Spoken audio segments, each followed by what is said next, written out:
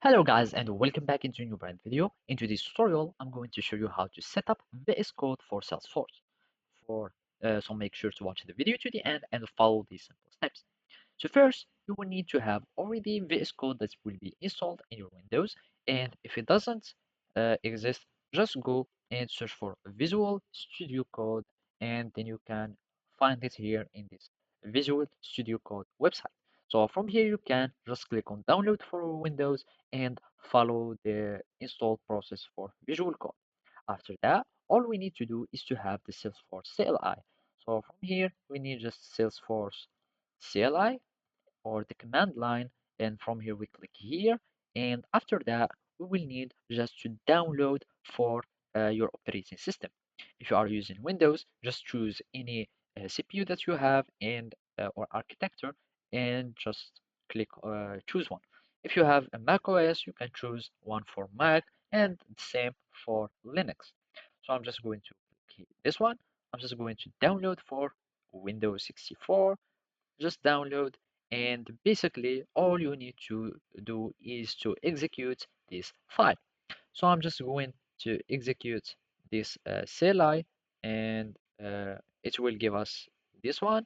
You click on yes, and basically you just follow the steps. And the most important thing is to set the path to the Salesforce. So make sure always to have the path to be checked in, and we will need to check it again in our environment variable.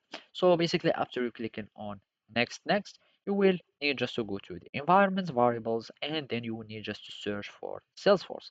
Let's go back, environment variables. We go to the path, and from here we need to find for if Salesforce is already added.